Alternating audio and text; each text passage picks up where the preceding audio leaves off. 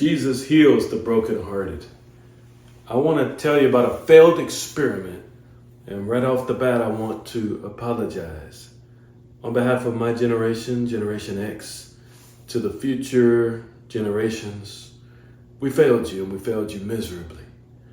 It was a failed experiment. Now, we had it rough ourselves, and I forgave the previous generations, and that helps me in my life. But I ask you, forgive us for leaving you misinformed, underinformed, deceived, because basically that was a failed experiment.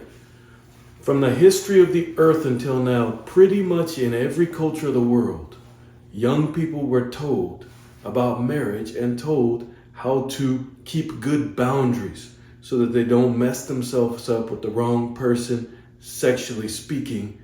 Don't too quick run and give yourself to somebody. And men were told, you better not mess with, go and use a woman. And a father would beat his son to say, hey, you used a woman? It's totally forbidden. But in generations after mine, in the United States, Europe, certain places that followed, which is still a small part of the earth, but still there's a lot of people who've been tricked to think sex is just like, you get a boyfriend, you're definitely going to sleep with the person. You get a girlfriend, that's just normal and expected. You were tricked, lied to, and deceived. And I apologized. I'm not here to point a finger at anybody, not here to blame anybody, but I want to help you out of the consequences, because I'm going to tell you two of the big consequences. Anxiety and depression are the biggest. And then there's many others, because you are more than just what science can figure out. You're very complex, and part of you is hidden. And that part is only accessed through sexuality. So you don't want to give yourself, if you've given yourself as a girl, if you've opened up, the problem is the guy was tricked in his brain and thinks he's just supposed to get temporary pleasure out of you. Let me tell you about suicide for a moment. Suicide is a spirit. This is why animals never commit suicide, because it's not natural. Unless a spirit's involved against an animal, that's very rare. Suicides are demonic. A suicide is where you're deceived. Your whole world seems like it's caving in around you. But I want to just inform you about this, okay? Suicide is a lie. Your life is very valuable. And what is around you and your surroundings is not the whole of the universe or the earth or even your own city. It's just the flavor of life that you find yourself in now. You can escape that. You can have a better life. You can enjoy life to the full. All you need, there's a bridge between where you're at now and the full enjoyment of life, and that is truth spoken in love. So that's why I'm here for you. I'm one of many here for you. But the point is, what I'm getting at is, in Japan, when I was growing up, I heard of all these suicides of students, college students, so many. And by the way, they were almost always, if not always, girls. Suicide. And I'm thinking, what in the world? Actually, I wasn't thinking what in the world. I knew exactly what it was. Now, the media people who run the world and their information system, they're not going to tell you this until they wake up to the reality, smell the coffee and wake up. But I'm going to tell you exactly what happened. And you, if you're young people and the younger generations, you'll know exactly what I'm saying is true. And you won't hide it and fake like the Generation Xers and above. Now, what happens is, a girl in college, she was used. She was tricked. She was humiliated sexually. She was abused. She was one way or another raped or coerced or promised something, lied to, And then after that, she gave her own self to that person. And then she's like, well, what do I do now?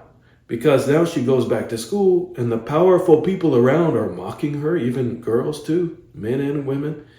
And they put her down, and then she feels like, and then she has all this stress about the study. The study over there was so hard and hectic, and she has all that stress. And then the parents, They don't care. They won't listen to her. They're hiding. They're in a fake world. They don't want to know about what really happened to their daughter as far as virginity, as far as sexuality, as far as being used and abused.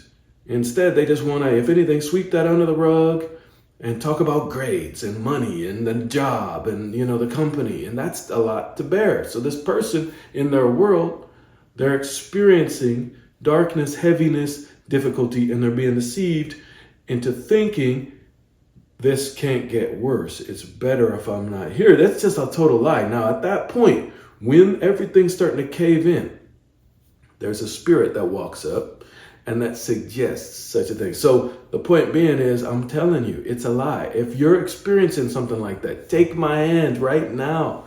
Take my hand, because it's a lie. And what you do is call out to light. You know that the Bible says God is light. I'm telling you the truth. He's light. Call out, say, light, come. His name, when light came in the form of a human, inside a human body, it was Jesus. And now he lives in a lot of us. But the point is, you call out to him, you say, Jesus, save me. He rose from the dead. He broke death. He will save you. And the moment you call out, everything in your atmosphere will change. What you thought you had to do as far as suicide will disappear. It'll run from you. I'm telling you the truth. I'm telling you the truth. Your family, your relatives can't help you in certain areas. They're physical, and you're in a physical body. But God, who's spiritual, he's spiritual. He can help you in every area, give you dignity, give you life beyond what you've known before, and whatever losses you faced and experienced that were very real, he can restore and give you more than you ever had before. He will do it. He likes doing that. That's what he does. He'll do it for you. Just reach out to him. As I said, take my hand and call out to Jesus. To Jesus. He's the one who saves. So just call out to him. You'll see what I'm talking about.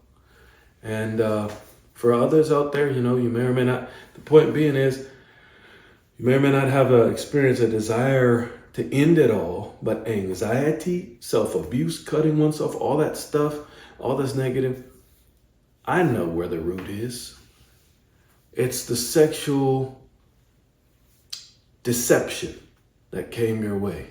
So I invite you, put that stuff off, find and get and pick up the truth, because the truth will set you free. As Martin Luther King quoted the Lord Jesus Christ, he said the truth will set you free. And it's true. The truth going into you, into your spirit, will set your mind free, and then your body will follow.